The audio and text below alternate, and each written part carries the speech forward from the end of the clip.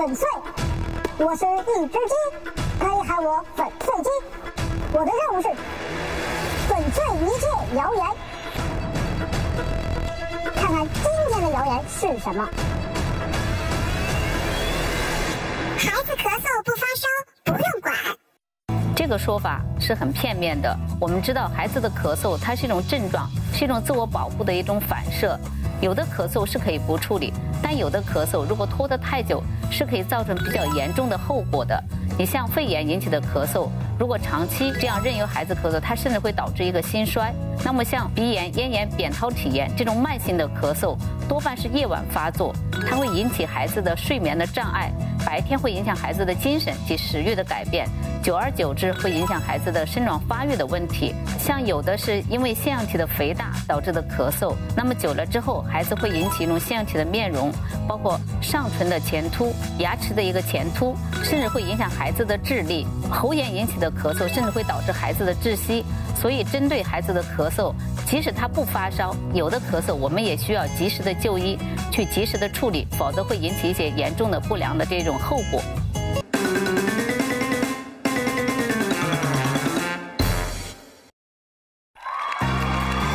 欢迎来到湖北卫视饮食养生会，我是主持人段建海。本节目由顶级合作伙伴全球众多营养专家一致推荐的营养好油金龙鱼1:1:1赞助播出。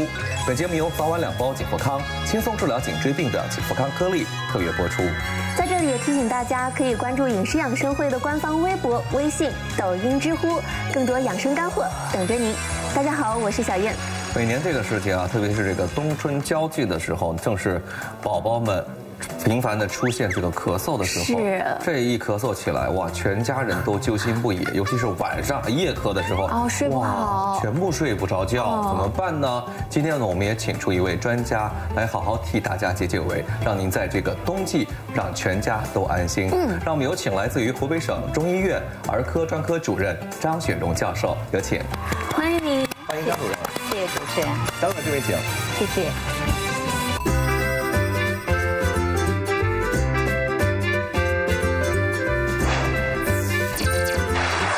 你看这个孩子一咳嗽，你是2个孩子的妈妈，对呀，全家的心都是揪着，是吃也吃不好，睡也睡不好，而且关键是咳嗽，它不是咳1-2天，对，一咳就是10天半个月。没错，还有小朋友呢，他就反反复复的咳嗽，后来到医院去诊断一种新的名词，叫做过敏性咳嗽。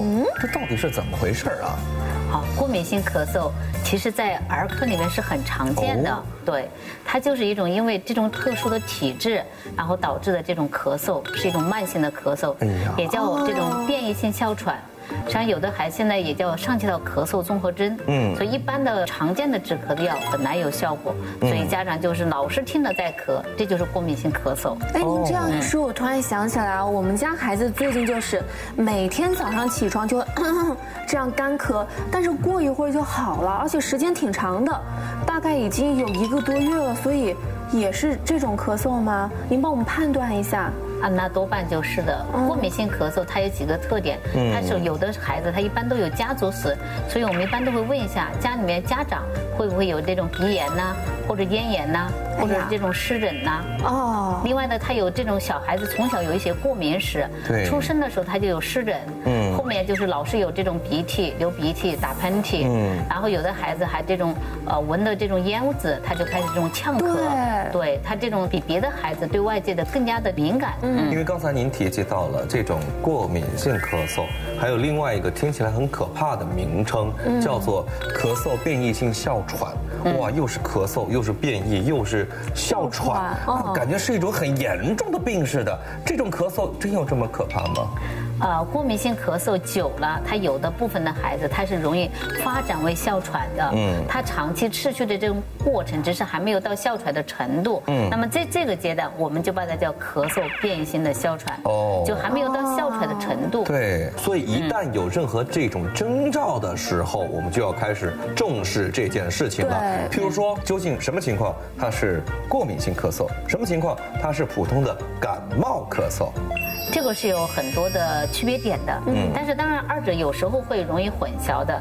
常见的话，我们说感冒一般的来说7天左右，这都是有规律的。对。所以如果感冒引起的咳嗽，它痰也很少，它也不会引起很剧烈，这个是时间又比较短，一般孩子都能够自愈的一个自行缓解。然后另外还有它的时间的问题，感冒引起咳嗽多半它还是白天为主，晚上入睡之后就还好。那过敏性咳嗽就与我们刚才说的刚好是相反的，它在病程上时间是很长，一般都会超过4周，对，超过4周才叫慢性咳嗽嘛。它有的会拖得会更长，甚至6周、8周以上。哎呀，还有哪些症状可以区分开来呢？另外就是临床的症状，对，它通常是一个干咳、少痰的，而且总是听了一个刺激性的这种干咳，然后一般是在夜间和这个早晨起来的一个发作。那白天相反的，孩子活动之后就还好。这个是为什么呢？因为过敏性咳嗽它大多数跟鼻涕有关，对，它白天它能够顺畅的这个排出，到了晚上它都堵在那个地方排不出去，它倒流在咽喉，所以它就刺激的这种咽喉产生这个症状，这种刺激性的干咳。其实我们医生听肺部是没有问题的，另外他碰到这种冷空气，所以很多孩子早晨一出门就开始了，还有一开空调他也开始了，是干。对，还有他吃了一个有刺激性的食物，或者是情绪不好的时候，它都会导致这种呛咳、刺激性的干咳的发作。所以跟症状有关系。另外还有的就是我们刚才说家族史，然后他自身的过敏史这一块都很容易区别开的。是好的。听到现在，我是觉得这个过敏性咳嗽真的是挺麻烦的。那怎么办呢？能不能预防一下呢？针对过敏性咳嗽，很重要的预防感冒，要减少感冒的这种次数。所以说中医里面有个比较经典的一个名方，就是玉屏风。玉屏风它其实很简单，就3味药的组成。对。黄芪、白术、防风。那么黄芪它是有益气的一个作用。我们刚才说过敏性咳嗽，中医就是一个气虚的一个表现，所以用黄芪可以补气，对，白术它有健脾，也有益气的一个作用，防风它可以促进这个风邪的散发出去，所以这3味药是一个很经典的一个搭配，一个搭档。所以玉屏风颗粒针对这种过敏性咳嗽，它是可以起到一个益气止汗、一个散寒疏风的这样的一个作用的。那就是长期喝吗？一般的来说，孩子喝这类调理的药2到4周就可以了，对，也不需要过长的时间。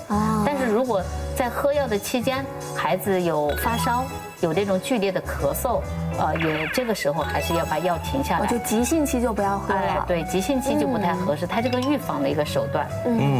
那除了这种药方之外，有没有一些这种理疗方法，或者是这种中医传统的一些按摩呀、推拿呀、针灸啊等等这些方法，有没有一些针对儿童的这种过敏性咳嗽而来的呢？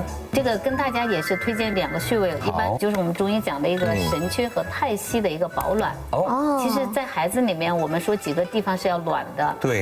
寒从脚下起。对。所以说孩子一定要脚暖。就这个是最常见的。那么脚上有一个穴位叫太溪穴，就是内踝那个窝窝的地方，内踝的这个骨头的窝窝的地方。所以这时候一般我们穿袜子穿鞋要稍微深一点，就不要穿没有跟儿的袜子啊，或者没有这个跟儿的鞋。是现在好多妈妈就是希望自己的孩子穿的潮一点，然后就露脚踝。对，其实最好别这样。这是不对的，对，这就是太溪穴嘛。好多人喜欢在这个节点上还穿什么船袜。对，船袜，其实这个时候也是把像太溪这个位置就给暴露出来了。对，是的，所以太溪它是在我们足少阴肾经上面，我们肾是一身阳气之根本，所以一定要注意保护这个穴位。它对就是保护我们肾经嘛。然后还有一个穴位就是我们的肚脐，神阙穴。对，我们总说小孩子肚子不能凉着，对，一定要把肚子给护好了。对，是的，所以我们给孩子穿的这种秋裤啊或者秋衣啊，都要稍微长一点。一定要把秋衣扎在秋裤里，这是对秋冬季节最起码的尊重。对的，这说白了就是在保护我们一个很重要的穴位，就是神阙穴。它是我们任脉，中医的任脉都在前面，就是它是一个至阴的一个脉象，这个时候是不能冷到它的。所以说你像孩子有咳嗽的时候，你在这个神阙除了保暖之外，还用点姜片呐，姜片把它烤温一下，可以贴在神阙穴上面。这个方法不错。对，都可以起到一些止咳咳的一个作用的，过敏性咳嗽的作用。这是2个穴位记好了。对的。还有你像脚心的那个叫一个涌泉穴位，涌泉，哎，这个听得很多了。脚窝窝那个位置，对，前1/3后2/3的脚窝的那个穴位，用热水泡的时候，我们家长就用我们的手在涌泉上给孩子这种按揉一下，都可以起到一个很好的强身健体的。肾经的源头。哎，对，是的。是的。那除了这种穴位的按摩之外，或者是针灸啊，如果不施针，用灸可不可以呀？有这些方法应对吗？中医的用针灸，就是说细长的针在孩子身上用起来还是很困难的。对，孩子是对呀，见针就怕呀。对。所以我今天跟大家推荐了一个叫扶阳罐，它是有针灸的作用，但又没有针灸的痛苦。您今天带来了吗？带来了。那其实很简单的一个仪器了，这个是有电源的，连电源之后，那么这个地方就会产热，温度又不会很高。它是集我们中医的一个灸法和一个刮法合为一体，然后利用这个红外线的一个作用，然后它就会产热，在我们孩子的穴位上，它可以起到很好的一个益气温阳的一个作用，对过敏性咳嗽，对我们的体质的调理都有很好的一个作用。一般的来讲，我们在扶阳罐上还是在背部为主，背部从我们的大椎。就是大椎穴颈部的这个位置，弯下来最顶的最高的那个位置，帮助小朋友长高的那个穴位。对，从大椎穴开始，然后沿着这个脊椎，然后你就朝下的，先是运，这种运很舒服的，在两侧运完了之后，我们就可以采用了刮。它所谓的像刮痧那样吗？对，就这样侧面呢，这就变成了刮呀。就是比那个刮痧板舒服多了。刮痧板因为太硬，这个很软，它又有温度，又有刮法，然后再加上穴位一起，它是合在一起的一个作用。所以扶阳罐在我们临床用的很多。那么其实这个东西有的家庭自己购买的话也很方便，也没有什么副作用。就我们自己可以买得到。买得到。里面要配合一些什么中药吗？不用配中药，一般的来说，我们用那个石蜡油啊，润肤一下，因为你长期刮孩子会不舒服的。当然如果有艾灸片，我们会在大椎或者肺腧就颈椎下朝3下数3个骨头，旁开1.5寸。你可以在那肺腧的部位用那些艾灸艾条，然后把它那个贴在那个穴位上面，然后再这样的运一下，是可以起到一个很好的作用的。大概就是2对穴位，一个是大椎穴，还有肺腧穴一组，是吧？对呀，像我们刚才的神阙穴也可以啊。神阙穴也可以提这一地方。就放在上面的。对呀，直接放在上面呀，很温温的，很舒服的。对，我觉得这个其实还有一个好处，就是它的面积很大，就是家长朋友如果找不准的话，就直接顺着脊柱往下拉就没事了。对呀，顺着脊柱两边的都是我们的穴位。对，是的。所以这些方法相信大家已经学会了。您在收看我们节目同时，可以关注饮食养生会的官方微博、微信、抖音、知乎，更多养生干货等着您。本节目由早晚2包颈富康轻松治疗颈椎病的颈富康颗粒特约播出。我们今天请到了来自于湖北省中医院儿科专科主任张雪荣教授，来给我们分享一下关于治疗儿童过敏性咳嗽的那些事儿。刚才我们也提及了这个过敏性咳嗽，也提到了之前很多种外感的咳嗽，是吧？那如果这些急性的咳嗽、外感咳嗽，我没有治断根儿，我没有把它给治好，久而久之延误病情，是不是有可能就会变成慢性咳嗽了呢？对，是的，就是我们老百姓叫的慢性咳嗽。从我们中医分，就是我们叫内伤咳嗽。内伤咳嗽。对，它这就伤及到脏腑了嘛。所以因为这个孩子的有几个特点，它就是脏腑娇嫩，脏腑娇嫩，尤其是肺、脾、肾，它是容易不足的。本身这3个脏腑在成长的儿童时期是一个不完善的，所以它容易发为咳嗽。但是我们《黄帝内经》里面都讲到的，5脏的如果功能失调，都会导致的这种咳嗽。所以内伤咳嗽就是病程久了，它会引起这种根据我们孩子这种食欲呀、情绪呀，都会导致这种咳嗽的发生，所以这就叫内伤的一种咳嗽。情绪和食欲也会影响到。会的，有的孩子如果说长期的比较情绪不舒畅、抑郁的那一类，他其实总在实际上这是一种排解的一种途径的。原来这是向我们发出的一个信号，可能是身体某些部位它不舒服了。对，是的，是的。您提到了情绪可能也会引起咳嗽，是吧？那饮食呢？比方说吃什么不当啊，或者长期的某些不良的饮食习惯，跟儿童的咳嗽也有关联吗？有这个在临床上相对情绪来讲更多，因为我们总是在喂养孩子的时候，不是说有一种饿是妈妈觉得他饿吗？对总在喂，冷不丁的就给他喂多了，塞多了。那么孩子塞多之后，有的孩子是表现呕吐、腹泻、腹痛，但有一部分孩子，他就表现的是长期的一个慢性咳嗽。这是为什么呢？因为只会说吃多了跟肠胃有关系啊，这跟我们的肺、跟我们的呼吸系统有什么关系呢？哎，这与我们中医讲的五脏的相生相克，它是有关联的。对，你像我们吃，那么肯定跟脾胃相关，脾胃它是属于土的。肺它是属金的，从相生上来讲是土生金，脾为肺之母，那么脾被你这种过度的喂养伤了之后，母病及子，它就容易引起肺的受损，那就是咳嗽了。哦，这有关联性。是的，那平常的哪些饮食习惯或哪些不洁饮食会使得儿童出现咳嗽呢？哎，常见的就我们刚才说，喂的过多。还有就是孩子吃了那些生冷的，因为我们孩子，我们刚才说他肺脾肾都是不足的，所以我们的饮食要温要暖一点。但是偏偏我们现在很多冰淇淋呐，对，小朋友特别爱吃冰淇淋，对呀，包括我们一些奶茶呀，这些甜的东西，因为甜的东西它是也容易伤及脾胃的，还有过度的吃那些肥甘厚味，像孩子特别喜欢爱吃的这种快餐呐，油炸的东西呀，它就容易伤及到脾胃呀。所以要吃的清淡，对，相对来我们孩子要软一点，就是温暖一点，温暖的，清淡一点，清淡的，不能吃太快，不能吃太急。是的，就如果说经常吃这些食物的话，可能就会出现积食咳嗽，是吗？对，是的。那这个积食咳嗽具体有哪些症状呢？张主任也给我们用一张图片总结了一下，我们看一看。咳嗽痰多，这就是刚才我最大的一个疑问，我没有想到积食会跟咳嗽有关系。然后还有这个大便异常并带有酸臭味，这个怎么讲？这个怎么讲？就是一般的孩子正常的大便，它应该是没有很浓烈的那个味道，但是如果积食之后，它里面因为有食物没有得到充分的一个消化，它是里面食物里面这就有一种酸臭的一个味道，甚至里面会夹有食物残渣，就吃苹果有苹果粒，吃叶子菜里面有青菜叶子，就是这种有不消化的食物。哎，我以为是孩子没嚼好，原来可能是积食咳嗽。对，因为这种食积导致这种消化不良的一个症状。那手脚心热是怎么讲呢？这种食积导致的咳嗽，它都有一种内热，这种内热温度又不很高，但你摸他的手来，它就烫烫的，所以很多食积的孩子，他都是手心、足心，它是偏温的。然后您看啊，这个胃口差，刚才不是说这个积食咳嗽的原因就是妈妈喂多了吗？有这个原因，那怎么会胃口差呢？你伤及他的脾胃了呀，伤了之后他就不想吃了。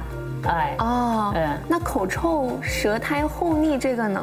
吃进去的东西没有得到充分的一个运化，然后胃气上逆朝上走，那么这时候口里面就有食物半消化的食物的味道，就是一种口臭，尤其是早晨起来，然后这嘴巴一张，家长就会闻到很大的一个味道。是，然后再加上舌苔厚腻也是一样，没有得到运化，那个舌苔厚厚的一层覆盖在那里，这个都是我们说胃气上逆导致的一种脾胃消化不良的一个症状。那您之前也提到了，像这个风热咳嗽，在这个舌质舌苔上面也是比较厚腻，而且发黄，这个怎么区分呢？风热的时候它是舌质红，苔黄。舌质是红的，苔是黄的，但没有厚腻。不厚，但如果一旦出现厚腻，那就是吃出来的问题了。对，它都跟消化有关系了。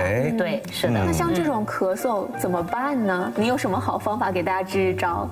这种咳嗽首先得解决它这个食积的问题，得把它吃进去的东西把它消导出去，我们再来健。出去。对，我们得把它堵在身体里的这些食物，我们把它运出去之后，我们再来健脾，不然这个时候健了之后，相反这个堵塞更加出不去了。明白了，不能够先健脾，先要运化出去了，再来健脾。对，是的。像这里跟大家说一下食疗，家长可以操作的，就我们中医有一个焦三鲜。焦三鲜，一般的食物只要炒焦之后，它一般都有消食的一个作用。那么就包括山楂、神曲和麦芽，它是通过不同的，有的消米面，有的消肉食，有的消淀粉类的食物，可以让不管你是吃肉多了，还是吃米面多了，还是吃淀粉类的东西多了，它都可以把它消导出去。然后再加上扁豆，扁豆它是有化湿的，还有健脾的一个作用。家长可以用这3种食材，可以煨汤，可以炒着吃，也可以这种让孩子这种炒焦之后，然后再用开水一冲都可以的。这个是焦3鲜。对。那有没有其他的更加简单的食疗方？比较简单，我们还可以熬粥啊。熬粥。对，怎么讲？最常见一个健脾的一个食材就是山药。山药是个很好的。对，又健脾，而且还可以养肾。对，是的，它对肺脾肾都有一个滋养补养的一个作用的。这个怎么熬呢？就熬粥的时候，你跟山药一起，这里面呢建议我们刚才说10级了，一定要消，还有一个消的很好作用，就鸡肋筋。就是鸡的那个胃，对，鸡胃的那层内皮。不会味道很大很冲鼻吗？那个鸡肋筋还好，如果炒焦之后放点糖，其实它是挺甜的。那么鸡肋筋磨成粉子，可以放在粥里面，都挺有效的。学到了。非常感谢今天主任来到我们现场给我们做的重要科普。谢谢主任。谢谢主持人。好的，接下来我们把时间交给胖胖，一块进入到今天的金龙鱼1比1比1健康厨房，看看今晚有啥好吃的。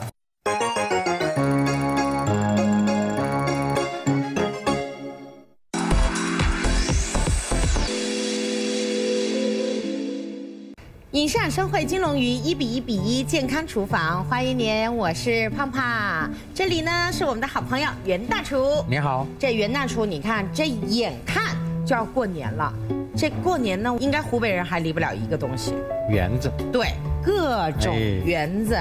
那没有圆子就不成席的感觉，对不对？团圆嘛。对，因为我们平时吃到有什么藕圆子呀、肉圆子呀、鱼圆子呀。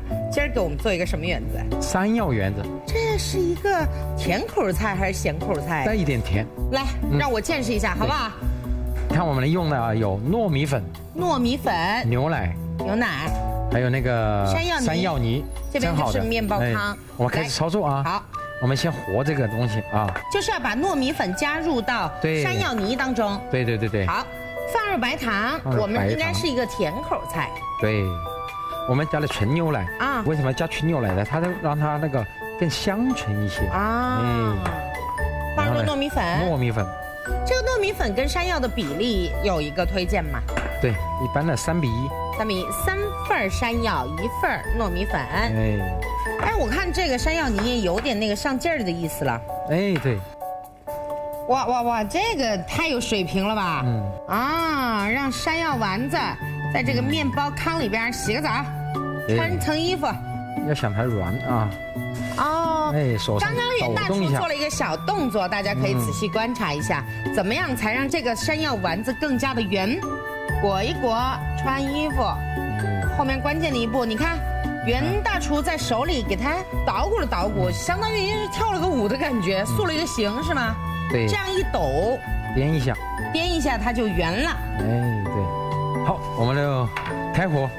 在锅里边倒入金龙鱼1比1比1黄金比例调和油。油温到几成热我们就能下丸子了呀？4、5成热就可以了。就不能太高，太高外面它一下子就熟了。对，它就炸不透。好，我们就把这个下入山药丸子。你帮我这样，稍微抖动一下，免得它有这部分呢接受锅底会粘锅。那为什么我不能用铲子来搅动它呢？因为它这个刚下去，它没有定型。你铲一铲就破掉了。你就会伤害到它，它就慢慢的就会定型。定型了就可以慢慢的去翻动它。对，慢慢的去翻动它。你看它外表定型了，那我们就可以用锅铲了。山药这个食材真的是人人都适合，不管你是想养胃，不管你是想减肥，都可以吃。对。但是有一点呢，胖胖要特别提醒电视机前糖尿病患者啊，其实山药它其实是一种主食。如果说你今天已经吃了2个山药丸子了，这主食，比如说米饭、面条，您就得适当的减量了，甚至是不吃了。不要以为它是一个菜，它其实是饭。对。它也是属于粗粮了。对。山药啊、玉米啊、都属于主食。对。你看，特别想吃。真正的它炸好了，它都会自动飘起来啊。你看这沉底的，说明它就还没好，还没彻底的好，芯儿还没透呢。哎，对，炸到后面的时候，油温就要把它升起来，先低油温把它从里到外炸熟，然后呢，高油温是把它的皮呀。让它有点焦。哦，这个时候其实已经全部熟透了，但是我们要追求口感了，让它吃起来更加的脆，更加的香。OK 了。好，我们的山药丸子也炸好了，出锅啦！哇，你听呢，好好听啊！放上去，它们之间有一种撞击，那个味道，哇，应该是特别棒嘛。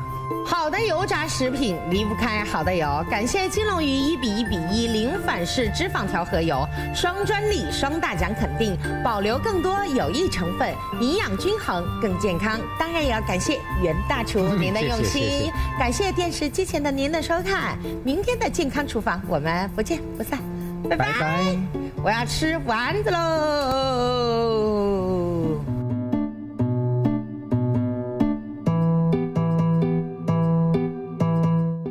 本节目由顶级合作伙伴、全球众多营养专家一致推荐的营养好油金龙鱼1:1:1赞助播出。